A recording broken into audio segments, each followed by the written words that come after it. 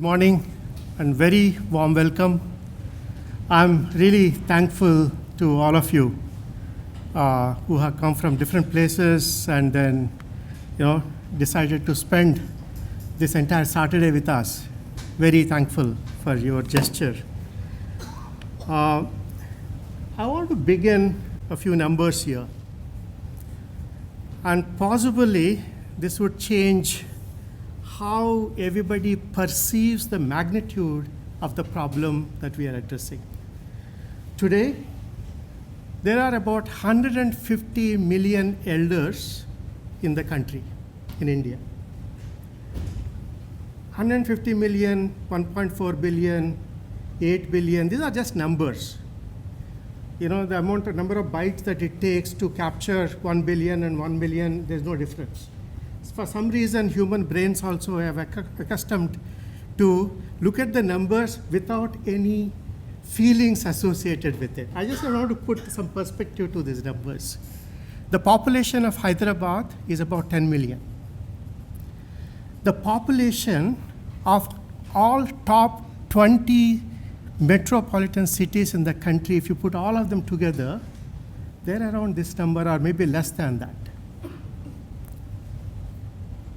I want you to sort of relate, connect with these numbers.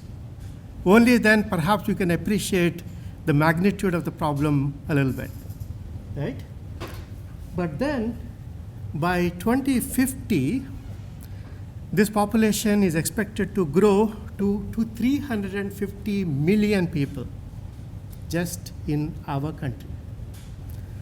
So that is more than the entire population of the US. I also wanted to draw your attention to the second number, 2046.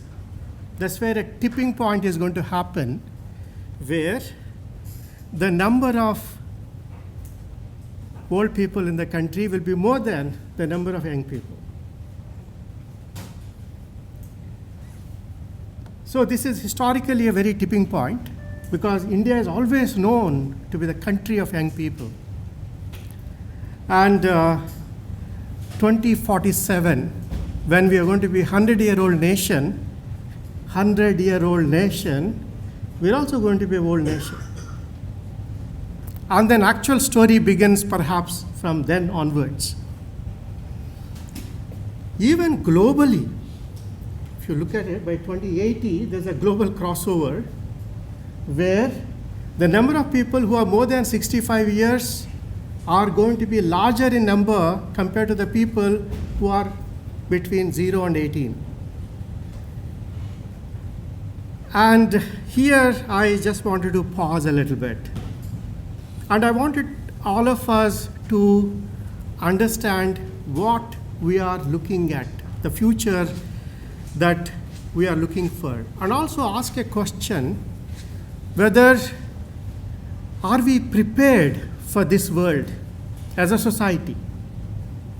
Okay? If you actually look at it, we have built this massive, magnificent infrastructure for the first 25 years of the life. We have built children's hospitals, we have built daycare centers, kindergarten, high school, college, universities, and so on. Okay? Society is actually prepared itself across the globe for the first 25 years of the life. Then we have also built reasonably, impressive systems for next 20, 30, 40 years. Workplaces, the professional development infrastructure, executive education, and so on. But then, what about the last 30, 25, 40 years of life? We have almost nothing. And more importantly, we have no ambition. We have no thought awareness on this particular side, that the future that is coming in. Okay? And we have essentially designed the world, our world, to cater to the first two stages, but not to the third stage. And then we have also designed a world where the learning stops precisely when it is needed. So the core thesis of our symposium, and the reason why we gathered here, is essentially about some a hypothesis that I'm going to come up very soon. But then there are these three threats that we are looking at. One is this cognitive neurodegeneration.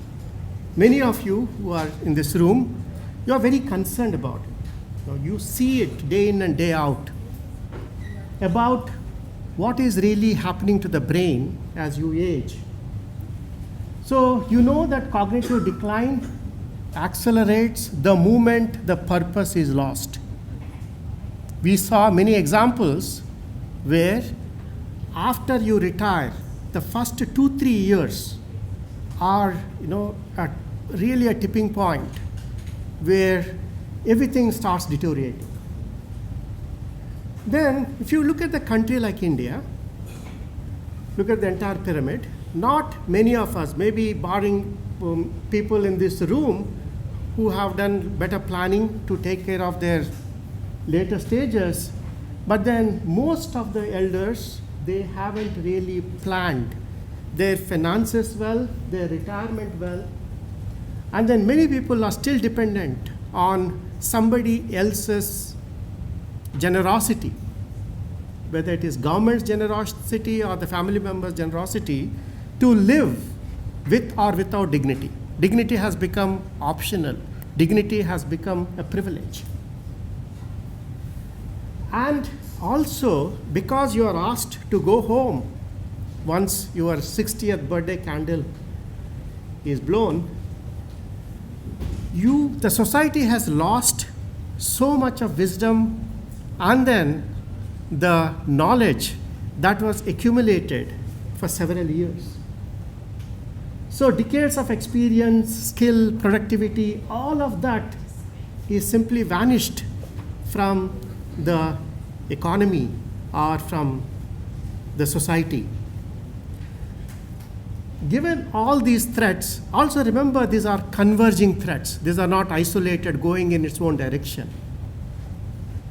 Our hypothesis for this symposium is that the learning is the new medicine for aging. I'm here not talking about adult education 2.0. I'm not talking about the hobbies to pass the time. I'm not talking about golf. I'm not talking about gardening. I'm not even talking about God. These three are for the privileged people. So, of course, there's nothing wrong with this. I just wanted to mention what we think and we depend on, perhaps not available for everybody. I'm talking about something more fundamental.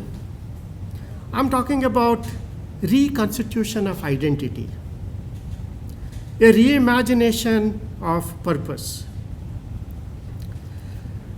Because when we talk about longevity, the conversation always gravitates around health span. How to keep your body healthy. And we almost never ask much harder questions in terms of how do we keep our mind alive and how do we keep our spirit alive. And thanks to many of my colleagues within the institute and outside, it is increasingly clear, the research is increasingly making it clear that the cognitive engagement, social connection, and purposeful learning, they aren't just the nice to have kind of features for adults, older adults, but they're also protective. They are preventive. And perhaps they're the most powerful medicine we can have against cognitive decline. And we can actually look at it from all these three dimensions: having the cognitive health, having a means to extend your livelihood, and also the meaning, the purpose that you can achieve. If you're looking at these three ages of learning, you will hear the word third age quite frequently here, but there is a reason for that. So in the first age, between, say, first 25 years of your life, we all know it well. It gives us the license to begin our professional journeys. And for that, we have all the infrastructure is in place. I mentioned about colleges, schools, universities, etc. Then the second age learning, where the continuous growth and adaptation to thrive in our professionals, in our working lives, even here, we have built the infrastructure, right?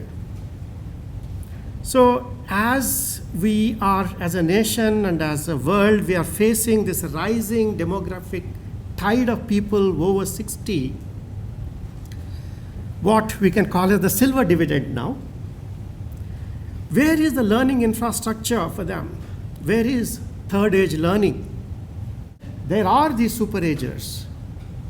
IIIT knows people like Professor Raj Reddy, Professor Ignarayana, and many, many people who seem to be doing much better. They seem to be having a lot more energy, a lot more motivation, and they seem to be a lot more happier than people of half their age. What is the secret? They seem to be more curious about the world than, my 20-year-old, 30-year-old friends.